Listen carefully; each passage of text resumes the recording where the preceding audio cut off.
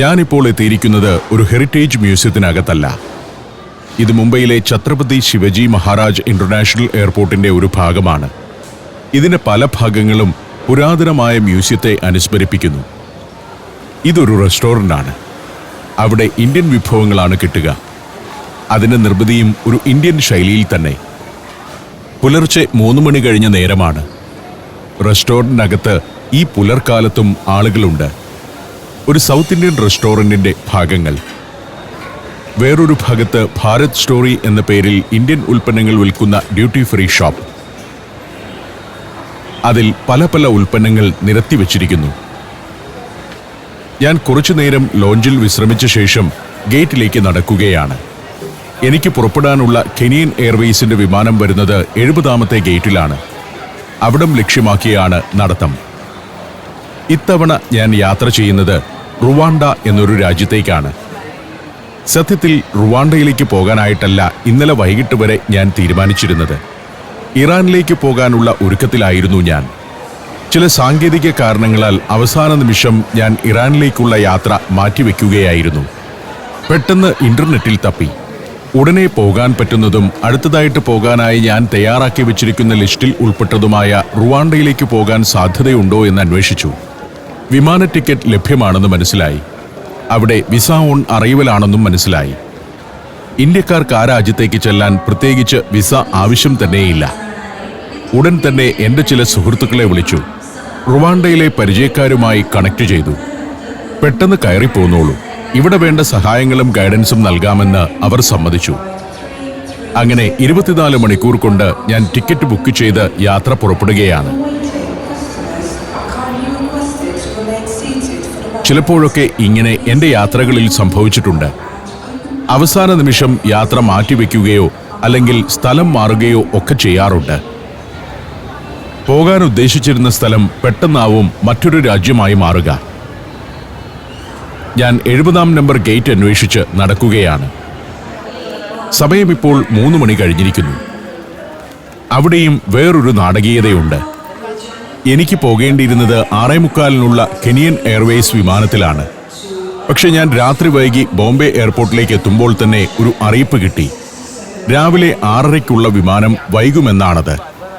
ഇപ്പോഴും കെനിയയിൽ നിന്ന് അത് പുറപ്പെട്ടിട്ടില്ല എന്ന് മനസ്സിലായി. എന്റെ പ്രശ്നം മനസ്സിലാക്കിയ ചെക്ക് ഇൻ ജീവനക്കാർ തൊട്ടു മുൻപുള്ള വിമാനത്തിലേക്ക് എനിക്ക് ബോർഡിംഗ് പാസ് തന്നു. 70ാം നമ്പർ ഗേറ്റിലേക്ക് ചെല്ലുമ്പോൾ വിമാനം പുലർച്ചെ 3:50-ന് പുറപ്പെടും എന്ന് സ്ക്രീനിൽ കാണിച്ചിട്ടുണ്ട്. ചിലപ്പോൾ ഒരു 15 മിനിറ്റ് കൂടി വൈകിയേക്കാമെന്ന് ഗേറ്റിലെ ജോലിക്കാർ പറഞ്ഞു. 3 മണിക്കൊക്കെ പുറപ്പെടുന്ന ഫ്ലൈറ്റിനു വേണ്ടി രാത്രി അത്ര നേരം ഉറങ്ങാതിരിക്കുന്നത് പാസഞ്ചേഴ്സിനെ സംബന്ധിച്ചിടത്തോളം ദുരിതമയമാണ്. പുതിയ എയർപോർട്ടും ഏറ്റവും ഗംഭീര സൗകര്യങ്ങളുമൊക്കെയാണെങ്കിലും ചിലയിടത്ത് ജോലിക്കാർ കൗണ്ടറിലെ ഡ്രോ വലിച്ചു തുറന്നിട്ട് അതിന്മേലൊക്കെയാണ് ഇരിക്കുന്നത്. മികച്ച സംവിധാനങ്ങൾ ഒരുക്കി വെച്ചാലും നമ്മുടെ ഇന്ത്യയിലെ ഉപകരണങ്ങളും സ്ഥാപനങ്ങളുമൊക്കെ കേടാകുന്നത് എങ്ങനെയാണെന്നതിൻ്റെ ഉദാഹരണമാണിത്. ഗേറ്റ് തുറന്നു. വിമാനത്തിനുള്ളിലേക്ക് യാത്രക്കാരെ വിട്ടു തുടങ്ങി. ഞാനും വിമാനത്തിനുള്ളിലേക്ക് നടന്നു. ഈ വിമാനത്തിൽ ഏതാണ്ട് നിറയെ ആളുകളുണ്ട്. കാരണം ആഫ്രിക്കൻ രാജ്യങ്ങളിലേക്കുള്ള ഒരു പ്രധാന കണക്ടിവിറ്റി ഈ കെനിയൻ എയർവേസിൻ്റേതാണ്. കെനിയൻ എയർലൈൻസും എത്യോപ്യൻ എയർലൈൻസുമൊക്കെയാണ് പ്രധാനമായിട്ടും കിഴക്കൻ ആഫ്രിക്കൻ പ്രദേശങ്ങളിലേക്ക് ഇന്ത്യക്കാരെ കൊണ്ടുപോകുന്നത്. സീറ്റ് കണ്ടുപിടിച്ച് അവിടെയിരുന്നു. യാത്രക്കാരിൽ കെനിയക്കാരുമുണ്ട്. എന്റെ തൊട്ടടുത്തിരിക്കുന്നതൊക്കെ കെനിയക്കാർ തന്നെ. അവർ ഇന്ത്യയിൽ ചികിത്സയ്ക്ക് വന്നവരാണ്. കുറച്ച് മരുന്നൊക്കെ വാങ്ങി ഒരു പ്രത്യേക പരിഗണനയോടുകൂടി അവർ യാത്രയാകുകയാണ്. എന്റെ യാത്രാപഥം ഇങ്ങനെയാണ്. മുംബൈയിൽ നിന്ന് കെനിയയിലെ നെയ്റോബി എയർപോർട്ടിലെത്തും. അവിടുത്തെ സമയം രാവിലെ 10:30-ക്ക് നെയ്റോബിയിൽ എത്തിക്കഴിഞ്ഞാൽ പിന്നെ ഉച്ചയ്ക്ക് 1 മണിക്കാണ് അവിടെ നിന്ന് കിഗാലി എന്ന് പറയുന്ന റുവാണ്ടയുടെ തലസ്ഥാനത്തേക്ക് പറക്കുക. ഉച്ചയ്ക്ക് 1:30-ക്ക് റുവാണ്ടയിലെത്തും. റുവാണ്ടയിലെ സമയം നെയ്റോബിയിലേതിനേക്കാൾ 1 മണിക്കൂർ കൂടി പിന്നിലാണ്. അതായത് റുവാണ്ടയിൽ എത്തുമ്പോഴേക്കും ഇന്ത്യൻ സമയവുമായിട്ട് 1.5 മണിക്കൂർ പിന്നിലായിരിക്കും നമ്മൾ. വിമാനം ഇപ്പോൾ നെയ്റോബിയുടെ ആകാശത്തേക്ക് എത്തിയിരിക്കുന്നു. കെനിയയുടെ തലസ്ഥാനമായ നെയ്റോബി. മുൻപ് കുറേയേറെ വർഷങ്ങൾക്ക് മുൻപാണ് ഞാൻ നെയ്റോബിയിൽ വന്നത്. ഇനി തീർച്ചയായിട്ടും രണ്ടാമതൊരു യാത്രയ്ക്കുള്ള സമയമായിരിക്കുന്നു. നെയ്റോബി വളരെയേറെ വളർന്നു വികസിച്ചു കഴിഞ്ഞു. ഞാൻ 10-15 വർഷങ്ങൾക്ക് മുൻപ് പോയപ്പോൾ കണ്ട നെയ്റോബി അല്ല ഇന്നത്തേത്. അന്ന് ഏറെ സുരക്ഷാ പ്രശ്നങ്ങളും പ്രതിസന്ധികളുമൊക്കെ ഉണ്ടായിരുന്ന ഒരു ചെറിയ നഗരമായിരുന്നു ഇത്. ആ നെയ്റോബി ഇന്ന് ആകാശക്കാഴ്ചയിൽ തന്നെ അതിമനോഹരമാണ്. നെയ്റോബിയിലെ ജോമോ കെനിയാത്ത ഇന്റർനാഷണൽ എയർപോർട്ടിന്റെ റൺവേയിലേക്ക് വിമാനം താഴ്ന്നിറങ്ങി. ഇപ്പോൾ സമയം ഏതാണ്ട് 10:45 വിമാനം അല്പം വൈകിയിരിക്കുന്നു. 15 മിനിറ്റെങ്കിലും വൈകിയിട്ടുണ്ട്. കെനിയയുടെ ആദ്യ പ്രസിഡന്റായ ജോമോ കെനിയാത്തയുടെ പേരിലുള്ള എയർപോർട്ട്. ബ്രിട്ടീഷ് കോളനിയായിരുന്ന കെനിയയെ ഒരു സ്വതന്ത്ര ജനാധിപത്യ രാജ്യമാക്കുന്നതിൽ പ്രധാന പങ്കുവഹിച്ച ആളാണ് ജോമോ കെനിയാത്ത. 1958 പ്രവർത്തനം ആരംഭിച്ച എയർപോർട്ടാണിത്. ബ്രിട്ടീഷുകാർ പണിത എയർപോർട്ട്. പിന്നീട് പലതവണ ഇത് പുനരുദ്ധരിച്ചിട്ടുണ്ട്. 2013 ഒരു തീപിടുത്തത്തിൽ ഭാഗികമായി നാശം സംഭവിച്ചതിനെ തുടർന്ന് ഇത് 2016 നവീകരിച്ചിരുന്നു. ഇപ്പോഴും ഈ എയർപോർട്ടിന്റെ വികസന പ്രവർത്തനങ്ങൾ തുടരുന്നുമുണ്ട്. ഈ കാണുന്നതൊക്കെ പുതിയ ടെർമിനൽ ഭാഗങ്ങളാണ്. 15 കൊല്ലം മുൻപ് ഞാനിവിടെ വന്നപ്പോൾ ഇവിടമൊന്നും ഈ വിധമായിരുന്നില്ല. വിമാനം നിശ്ചലമായതോടെ എല്ലാവരും എഴുന്നേറ്റു. ടെർമിനലിലേക്ക് ചേർന്നു തന്നെയാണ് വിമാനം നിൽക്കുന്നത്. എയ്റോ ബ്രിഡ്ജിലൂടെ വിമാനത്താവളത്തിനുള്ളിലേക്ക് നടക്കാം.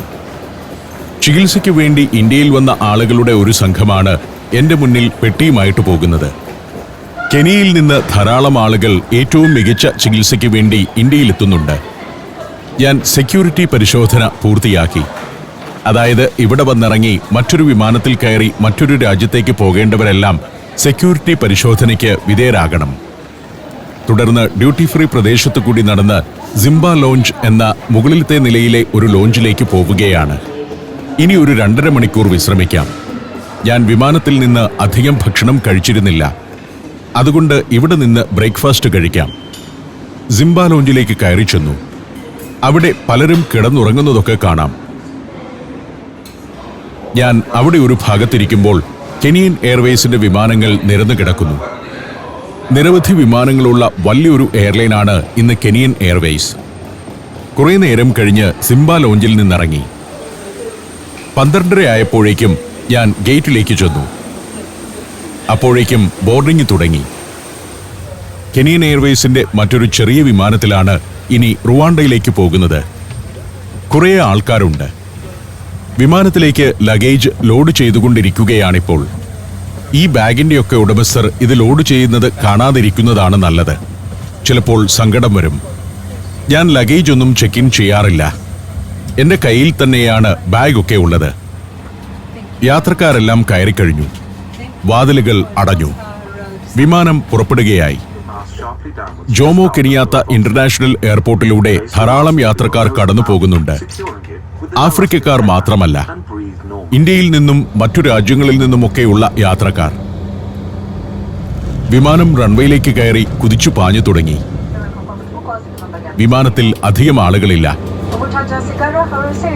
സീറ്റുകൾ പകുതിയോളം ഒഴിഞ്ഞുകിടക്കുകയാണ്. ഞാൻ അതിന്റെ മുൻനിരയിലെ ഒരു സീറ്റിൽ തന്നെയാണ് ഇരിക്കുന്നത്. വിമാനം ആകാശത്തേക്ക് ഉയർന്നു. താഴെ കെനിയയുടെ പുൽമേടുകൾ കാണാം. അതിനകത്തുകൂടെ വണ്ടികൾ ഓടുന്ന ചാലുകൾ. നഗരത്തിൽ നിന്ന് അധികം അകലെയല്ലാത്ത സ്ഥലങ്ങളിലൊക്കെ ഇങ്ങനെ വിശാലമായി പരന്ന പുൽമേടുകളാണ്. നേർരേഖ പോലുള്ള പാതകൾ. ഞാനൊരു 10-15 വർഷം മുൻപ് കണ്ട ആഫ്രിക്കൻ രാജ്യങ്ങളല്ല കെനിയയും ഉഗാണ്ടയും ഒന്നും ഇന്ന്. വളരെ ആസൂത്രിതമായി വളർന്നുകൊണ്ടിരിക്കുന്ന രാജ്യങ്ങളാണ്. ഇന്ത്യക്കാർ അവിടേക്ക് ചെല്ലുന്നത് ഗൾഫ് രാജ്യങ്ങളിലൊക്കെ ചെല്ലുന്നത് പോലെ തൊഴിൽ തേടിയല്ല. ബഹുഭൂരിപക്ഷം പേരും സംരംഭകരായിട്ടാണ്. ഗുജറാത്തികൾ ഉൾപ്പെടെ ഉത്തരേന്ത്യക്കാരൊക്കെ പോകുന്നത് വലിയ വ്യവസായങ്ങൾ തുടങ്ങാനാണ്. അവിടെ അവർ ഖനന വ്യവസായത്തിലും കാർഷിക ഇൻഡസ്ട്രിയിലും ഹോട്ടൽ ഇൻഡസ്ട്രിയിലുമൊക്കെ മുതൽ മുടക്കുന്നു. മലയാളികളായ നിരവധി വ്യവസായികൾ ആഫ്രിക്കയിലുണ്ട്. ആഫ്രിക്കൻ ജനങ്ങൾ പൊതുവെ അല്പം തണുപ്പന്മാരായതുകൊണ്ട് തന്നെ അവരെ തൊഴിലാളികളാക്കി മാറ്റി മലയാളികൾ ഉൾപ്പെടെ ഇന്ത്യയിൽ നിന്നും ചെല്ലുന്ന ആളുകൾ മുതലാളിമാരായി മാറുന്ന ഒരു സാഹചര്യമാണ് ഇന്ന് അവിടെയുള്ളത്. അതായത് മുടക്കുമുതൽ കയ്യിലുണ്ടെങ്കിൽ ആഫ്രിക്കയിലെ റുവാണ്ട, ഉഗാണ്ട, കെനിയ, ടാൻസാനിയ, പടിഞ്ഞാറൻ ആഫ്രിക്കയിലെ വിവിധ രാജ്യങ്ങൾ എന്നിവിടങ്ങളിലൊക്കെ വലിയ സംരംഭകനാകാനുള്ള സാധ്യതകളുണ്ട്. അനുകൂലമായ നിയമങ്ങൾ. കേരളത്തിലേതുപോലെ രാഷ്ട്രീയമായ ഉപദ്രവമൊന്നും അധികമുണ്ടാവില്ല. അത്തരം ഉപദ്രവങ്ങൾ ഉണ്ടായാൽ തന്നെ അതിനുള്ള പരിഹാര മാർഗങ്ങളുമുണ്ട്. അതുകൊണ്ട് ധാരാളം ആളുകൾ ആഫ്രിക്കയിലേക്ക് ഇൻവെസ്റ്റേഴ്സായി പോകുന്നുണ്ട്, ധാരാളം മലയാളികൾ ഉൾപ്പെടെ. അതിലൊരു ഇൻവെസ്റ്ററായ മലയാളിയാണ് എനിക്ക് അവിടേക്ക് ചെല്ലാൻ സാഹചര്യമൊരുക്കിയത്. 24 മണിക്കൂർ കൊണ്ട് യാത്ര തീരുമാനിക്കുമ്പോൾ അവിടെ വേണ്ട സൗകര്യങ്ങളൊക്കെ ഒരുക്കിത്തരാമെന്ന് പറഞ്ഞത് അദ്ദേഹമാണ്. വിമാനം കുറേ നേരം പറന്ന് ഇപ്പോൾ റുവാണ്ടയ്ക്ക് മുകളിലേക്ക് എത്തിയിരിക്കുന്നു. റുവാണ്ട വലിയ ചരിത്രമുള്ളൊരു നാടാണ്. ആ ചരിത്രം കറുത്ത ചരിത്രമാണെന്ന് മാത്രം. 1994 വംശഹത്യകൾ അരങ്ങേറിയ സ്ഥലം. 2-3 മാസം കൊണ്ട് 15 ലക്ഷത്തോളം ആളുകൾ വംശഹത്യക്കിരയായി കൂട്ടക്കൊല ചെയ്യപ്പെട്ട നാട്. ദാരിദ്ര്യത്തിന്റെ പടുകുഴിയിൽ കിടന്നിരുന്നൊരു നാട്. എന്നാൽ അതിനുശേഷം ശക്തനായൊരു ഭരണാധികാരി അധികാരത്തിൽ വന്ന് ഈ രാജ്യത്തെ ആകെ വിപ്ലവകരമായ മാറ്റത്തിന് വിധേയമാക്കി. പോൾ കഗാമെ എന്നാണ് അദ്ദേഹത്തിന്റെ പേര്. 2000 ആണ്ട് മുതൽ പോൾ കഗാമെയാണ് റുവാണ്ടയുടെ പ്രസിഡന്റ്. ഇന്ന് ആഫ്രിക്കയിലെ ഏറ്റവും വളർച്ചയുള്ള, പ്രൊഫഷണലായി കാര്യങ്ങൾ നടക്കുന്ന, ഏറ്റവും ഗംഭീരമായ അടിസ്ഥാന സൗകര്യങ്ങളുള്ള, ഏറ്റവും മനോഹരമായി പ്രകൃതിയെ സംരക്ഷിക്കുന്ന, ഏറ്റവും സുന്ദരവും മാലിന്യമുക്തവുമായ നഗരങ്ങളുള്ള, ആസൂത്രിതമായ പട്ടണങ്ങളുള്ള ഒരു രാജ്യമായി റുവാണ്ട മാറിക്കഴിഞ്ഞു. റുവാണ്ടയുടെ കിഗാലി നഗരത്തിന് മുകളിലൂടെയാണ് ഇപ്പോൾ വിമാനം പറന്നുകൊണ്ടിരിക്കുന്നത്. മനസ്സുവച്ചാൽ 30 വർഷം കൊണ്ട് ഒരു രാജ്യത്തെ അത്ഭുതകരമായ മാറ്റങ്ങൾക്ക് വിധേയമാക്കാം എന്ന് കാണിച്ചു തന്ന ഒരു നാട്. ഈ നാടിനെ പഠിക്കാൻ വേണ്ടി തന്നെയാണ് ഞാൻ അങ്ങോട്ട് പോകുന്നത്. ഇവിടെ നിങ്ങൾ വന്യജീവികളെ പ്രതീക്ഷിക്കരുത്, ലോകാത്ഭുതങ്ങൾ പ്രതീക്ഷിക്കരുത്. ഇവിടുത്തെ അത്ഭുതം 15 ലക്ഷം മനുഷ്യരെ, അതായത് ജനസംഖ്യയുടെ 12% ആളുകൾ വംശീയമായ പോരാട്ടത്തിൽ കൊല്ലപ്പെട്ട ഒരു നാട് ലോകത്തിലെ ഏറ്റവും വേഗത്തിൽ വളരുന്ന ഒരു ആഫ്രിക്കൻ രാജ്യമായി മാറിയതാണ്. ഏറ്റവും ഗംഭീരമായ അടിസ്ഥാന സൗകര്യങ്ങളും നിയമങ്ങളും സംവിധാനങ്ങളുമുള്ളൊരു നാടാണ് ഇന്ന് റുവാണ്ട. കേരളത്തിനും മലയാളികൾക്കും പഠിക്കാൻ ഏറെയുള്ളൊരു നാടാണിത്. അതുതന്നെയാണ് ഈ സഞ്ചാരം റുവാണ്ടയിലേക്കാക്കാൻ ഞാൻ തീരുമാനിച്ചതിന് കാരണവും. കിഗാലിയിലെ ഇന്റർനാഷണൽ എയർപോർട്ടിലെ റൺവേയിലേക്ക് വിമാനം താഴ്ന്നിറങ്ങി. Vietnam, France, Belgium, Netherlands, Mexico, Greece. സഞ്ചാരം വോളിയം നമ്പർ 18. ഫുൾ HD-യിലുള്ള ഈ അപൂർവ ദൃശ്യയാത്രാ വിവരണ ശേഖരം സ്വന്തമാക്കാൻ സഞ്ചാരം എന്ന് SMS ചെയ്യൂ. ഫോൺ 9995 444 222. വിമാനം നിശ്ചലമായി. ചെറിയൊരു എയർപോർട്ടാണ് കിഗാലിയിലേത്. എയർ ഹോസ്റ്റസ് വാതിൽ തുറന്നു. ഇവിടെ എയർപോർട്ടിലേക്കല്ല ഇറങ്ങുന്നത്. ഒരു ഗൗണി ചാരി വെച്ചിരിക്കുകയാണ്. ആ ഗൗണിയിലൂടെ താഴെ ഇറങ്ങണം. ഞങ്ങൾ താഴെ ഇറങ്ങി. റുവാണ്ടെയർ എന്നൊരു വിമാന കമ്പനിയുണ്ട് ഇവരുടെ സ്വന്തമായിട്ട്. അതുപോലെ തന്നെ കെനിയ എയർവേസ് തുടങ്ങി മറ്റു ചില വിമാന കമ്പനികളൊക്കെ ഇവിടേക്ക് യാത്ര നടത്തുന്നുണ്ട്. റുവാണ്ടയിലെ പ്രധാനപ്പെട്ട ഇന്റർനാഷണൽ എയർപോർട്ട് ഈ കിഗാലി എയർപോർട്ട് തന്നെയാണ്. ഇവിടെ വന്നിറങ്ങുമ്പോൾ നമുക്ക് വിസ വേണ്ട. ഇന്ത്യൻ പാസ്പോർട്ട് കാണിച്ചാൽ അതിൽ സീൽ അടിച്ചിങ്ങി തരും. വിസ ഫീസ് പോലും വേണ്ട. അത്ര എളുപ്പമാണ്. ഞാൻ പുറത്തേക്കിറങ്ങി. വൈശാഖ് നമ്പിയാർ എന്ന സുഹൃത്ത് എന്നെ ഇവിടെ കാത്തു നിൽക്കുമെന്നാണ് പറഞ്ഞിരിക്കുന്നത്. വൈശാഖിനെ വിളിച്ചു. ഇതാണ് എയർപോർട്ടിന്റെ മുൻഭാഗം. അതിഗംഭീരമായൊരു 5 സ്റ്റാർ ഹോട്ടൽ പോലെയുണ്ട്. ഈ എയർപോർട്ടിന്റെ മുൻഭാഗം കാണുമ്പോൾ തന്നെ അറിയാം ഈ രാജ്യത്തിന്റെ വ്യത്യാസം എന്താണെന്ന്. മറ്റ് ആഫ്രിക്കൻ രാജ്യങ്ങളിൽ നിന്ന് ഈ രാജ്യത്തെ വ്യത്യസ്തപ്പെടുത്തുന്നത് എന്താണെന്ന്. ഇതാണ് റുവാണ്ടയിലെ ആദ്യത്തെ കാഴ്ച. ചെറിയൊരു എയർപോർട്ടും അതിന്റെ പരിസരവും. വിമാനത്താവളത്തിന്റെ പുറത്താണ് ആളുകൾ കാത്തു നിൽക്കുന്നത്.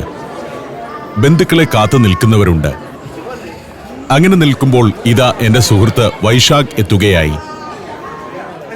ഗിരീഷ് എന്നൊരു മലയാളിയെയും ഞാൻ ഇവിടെ വെച്ച് പരിചയപ്പെട്ടിരുന്നു. എയർപോർട്ടിൽ ആരെയോ കയറ്റിവിടാൻ വന്നതാണ്.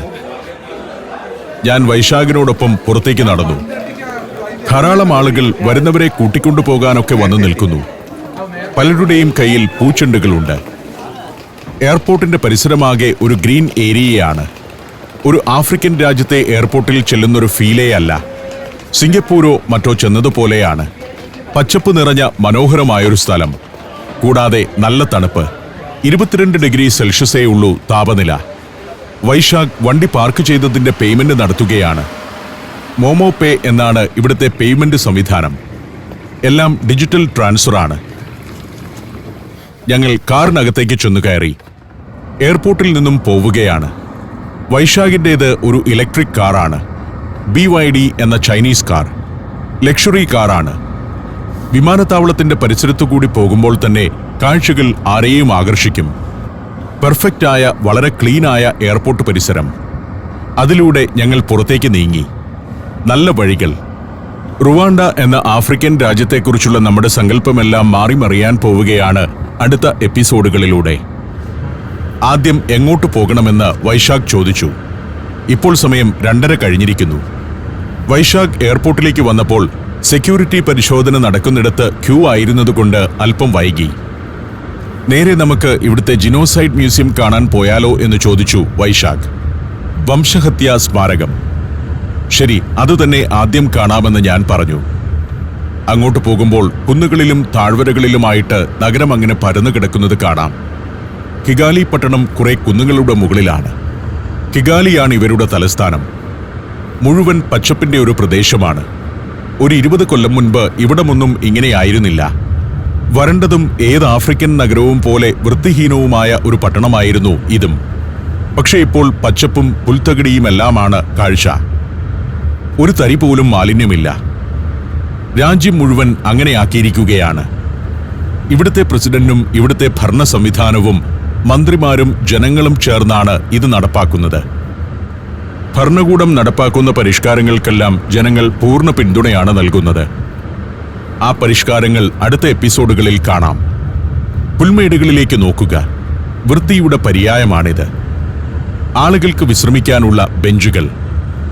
അവിടെയൊക്കെ പുൽമേടുകൾ. അതിമനോഹരമായ സ്ഥലങ്ങൾ.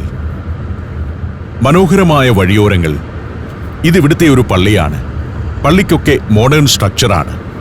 കൂട്ടക്കൊലകൾക്കും കലാപങ്ങൾക്കും ശേഷം വന്നതാണ് ഇതൊക്കെ. അതിദാരിദ്ര്യമൊന്നും ഈ കിഗാലി പട്ടണത്തിൽ കാണില്ല. പക്ഷേ ഉൾനാടുകളിലേക്ക് പോകുമ്പോൾ തീർച്ചയായും ദരിദ്രരുണ്ട്. ജനങ്ങളെല്ലാം സമ്പന്നരായി എന്നല്ല രാജ്യം വളരുന്നു എന്നതിൻ്റെ അർത്ഥം. ജനങ്ങളുടെ ജീവിത നിലവാരം വളർന്നു തുടങ്ങിയിരിക്കുന്നു. അവർക്ക് പ്രതീക്ഷയുണ്ടായി തുടങ്ങിയിരിക്കുന്നു എന്നുള്ളതാണ്. റുവാണ്ടയിലെ ന്യൂനപക്ഷമായ ടുട്സി വംശജരെ ഭൂരിപക്ഷമായ ഹുട്ടു വംശജർ കൊന്നൊടുക്കിയ സംഭവമാണ് 1994 റുവാണ്ടൻ വംശഹത്യ. 1994 ഏപ്രിൽ 7 തുടങ്ങിയ ആ മരണതാണ്ഡവം ജൂലൈ മധ്യം വരെ തുടർന്നു. 10 ലക്ഷം വരെ ആളുകൾ കൊല്ലപ്പെട്ടു എന്നാണ് ഔദ്യോഗിക കണക്കുകളെങ്കിലും യഥാർത്ഥ സംഖ്യ 15 ലക്ഷം വരെയാണെന്നാണ് അനൗദ്യോഗിക വിവരങ്ങൾ. ഇതാണ് ഇവിടുത്തെ മെമ്മോറിയൽ എൻട്രൻസ്. അവിടെ ധാരാളം വാഹനങ്ങളുണ്ട്. ഇതാണ് വൈശാഖിന്റെ BYD കാർ. അങ്ങകലെ നഗരഹൃദയം കാണാം. കിഗാലി നഗരത്തിന്റെ പ്രധാന ഭാഗങ്ങൾ. ഞങ്ങൾ മ്യൂസിയത്തിനടുത്തേക്ക് നടന്നു. അവിടെ വണ്ടി പരിശോധിക്കണമായിരുന്നു. ഞങ്ങളെയും ചെക്ക് ചെയ്തു. മ്യൂസിയത്തിന്റെ പരിസരം അതിമനോഹരമായി ഒരുക്കിയിട്ടുണ്ട്. യൂറോപ്പിലെയോ അമേരിക്കയിലെയോ നിലവാരത്തിലാണ് സംവിധാനങ്ങളെല്ലാം. നാടിനെ ഒരർത്ഥത്തിൽ തകർത്ത് കളഞ്ഞ, ലക്ഷക്കണക്കിന് ആളുകളെ കൊന്നുകളഞ്ഞ വംശഹത്യയുടെ സ്മാരകത്തിലാണ് വന്നു നിൽക്കുന്നതെന്ന് ഓർക്കണം. ഇങ്ങനെയുള്ള ഒരു സ്മാരകമല്ല ഇന്നാട്ടിലുള്ളത്. എല്ലാ ഗ്രാമത്തിലും ഇത്തരം സ്മാരകങ്ങളുണ്ട്. കാരണം എല്ലാ ഗ്രാമത്തിലും 10,000-കണക്കിന് ആളുകൾ കൊല്ലപ്പെട്ടിരുന്നു. ഈയിടെയാണ് റുവാണ്ടൻ ജിനോസൈഡിന്റെ 30ാം വാർഷികം ഇന്നാട്ടുകാർ ആചരിച്ചത്. കിബുക്ക എന്നാണ് ഇവിടെ എഴുതിയിരിക്കുന്നത്. കിബുക്ക എന്നാൽ ടു റിമംബർ. ഇതാണ് ആ മ്യൂസിയം. മ്യൂസിയത്തിനകത്തേക്ക് കയറാൻ തീരുമാനിച്ചു. ഇതിനകത്ത് ആ കൂട്ടക്കൊലയുടെ വേദനിപ്പിക്കുന്ന കാഴ്ചകളാണ്. യുനെസ്കോയുടെ വേൾഡ് ഹെറിറ്റേജ് സൈറ്റ് കൂടിയാണ് ഇന്നിവിടം. റുവാണ്ട കടന്നുവന്ന ഭീകരമായ നാളുകളുടെ നേർചിത്രങ്ങളാണ് മ്യൂസിയത്തിലുള്ളത്. അനേകം ദൃശ്യങ്ങൾ ആ ഇരുണ്ട കാലഘട്ടത്തിന്റെ കഥ പറയുന്നു. റുവാണ്ടയിലെ ന്യൂനപക്ഷമായ ടുട്സി വംശജരെ ഭൂരിപക്ഷമായ ഹുട്ടു വംശജർ കൊന്നൊടുക്കുകയായിരുന്നു റുവാണ്ടൻ വംശഹത്യ എന്ന പേരിൽ ആധുനിക ചരിത്രത്തിൽ ഇടം നേടിയ സംഭവത്തിലൂടെ. 1994 ഏപ്രിൽ 7 ആ കൂട്ടക്കൊല തുടങ്ങിയതെങ്കിലും അതിനു മുൻപ് തന്നെ ഇരുവംശങ്ങളും ഏറ്റുമുട്ടലിന്റെ പാതയിലായിരുന്നു. രാജ്യത്തെ മുഴുവൻ ടുട്സികളെയും കൊന്നൊടുക്കുകയാണ് ഏക പരിഹാരമെന്ന് ഹുട്ടു വംശജർ തീരുമാനിച്ചതോടെ ഭീകരമായ ആ വംശഹത്യ ആരംഭിച്ചു.